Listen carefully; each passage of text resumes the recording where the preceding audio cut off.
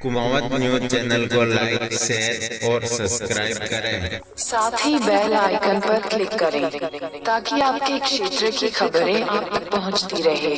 ये चलते हैं खबरों की ओर।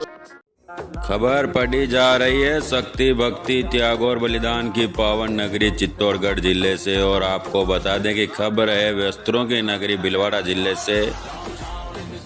पंडित धीरेन्द्र शास्त्री के हनुमत कथा हुई संपन्न। देश के बड़े बड़े राजनेता आज निर्णय करने से पहले पहुंचते हैं। पंडित धीरेन्द्र शास्त्री बोले, सरकार के नियम गरीबों के लिए होते हैं।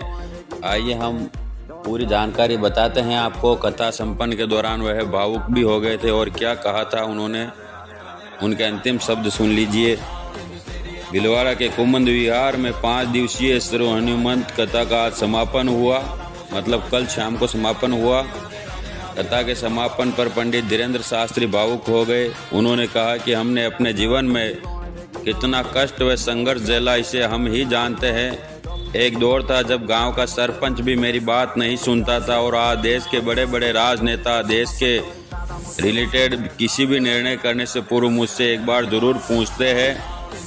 गरीबों के केवल परमात्मा होते हैं। सरकार के सब नियम भी गरीबों के लिए होते हैं। हम महंगी मिठाई उसे देते हैं जिसे हम सलाम करते हैं और सस्ती मिठाई उसे देते हैं जो हमें सलाम करता है। हम बड़े आदमियों से मिलते हैं तो उसके लिए उनका सहयोग लेकर गरीबों का काम कर सके, बेटियों की शादी करा सके। हमने जो दुख सहा है आपको न सहना पड़े, इसलिए आज से सदा सदा के लिए हनुमान जी के चरण पकड़ लेना। हमारी तरह तुम्हारी भी जिंदगी बना देंगे। पंडित धीरेन्द्र शास्त्री ने जल्दी ही भीलवाड़ा की धरती पर आकर फिर से कथा करने का भी किया वादा। साथ ही इस आयोजन को राजस्थान में अभी तक का सर्वश्रेष्ठ आयोजन बताया।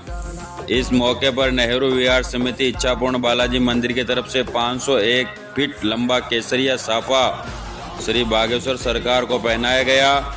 उन्होंने कहा कि हनुमान जी अष्ट सिद्धि और नवनिधि के दाता है और वह भाग्य विधाता है। इंसान के भाग्य में जो लिखा है वह उसे मिलता ही है, लेकिन जो इंसान के भाग्य में नहीं लिखा है वो सिर्फ हनुमान जी ही की भक्ति से मिल सकता है। गुरु के महत्व को बताते हुए कहा कि गुरु का काम है ज्ञान देना, सच्ची राह दिखाना। गुरु इतना उपाय देता है कि काम सरल कर देता है। गुरु इंसान की दृष्टि बदल देता है और जिसकी दृष्टि बदल जाती है उसकी सृष्टि बदल जाती है। बागेश्वर सरकार ने सुंदरकांड चरित्र की कथा पूर्ण करने से पहले उन 8 कार्यों के बारे में भी बताया जो हनुमान जी करते थे। इन कार्यों में भक्त को भगवान से जोड़ना, श्री राम का पता बताना व मिलवाना, मान का मर्दन करना, संतों की रक्षा करना, साधना करने वाले भक्तों को सिद्धि व प्रसिद्धि देकर उनकी रक्षा करना, राम भक्तों का सम्मान करना प्रमुख रहे।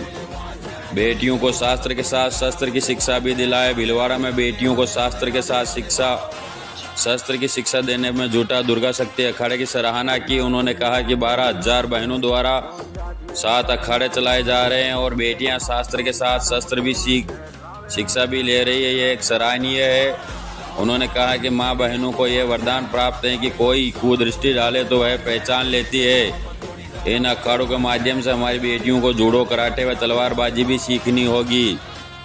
उन्होंने सभी से आग्रह किया है कि वे अपने माथे पर तिलक व घर के बाहर झंडा अवश्य लगाए। भक्ति भाव से झूम उठे श्रद्धालु। कथा के दौरान बागेश्वर सरकार के भजनों पर श्रद्धालु दोनों हाथों उठाकर झूमे और जयकारे लगाए।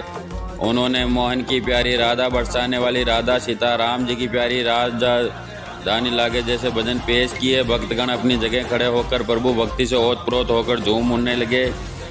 छोटी हरणी हनुमान टेकरी स्थित काटिया बाबा आश्रम के महंत श्री बनवारी शरण काटिया बाबा के सानिध्य में श्री टेकरी का हनुमान कथा समिति के तत्वाधान में 13 पंत नगर के पास कुमुद विहार विस्तार में कथा स्थल पर रविवार को 5 दिवसीय कथा का अंतिम दिन पांडाल बालाजी महाराज और बागेश्वर धाम के जयकारों से गूंज उठा।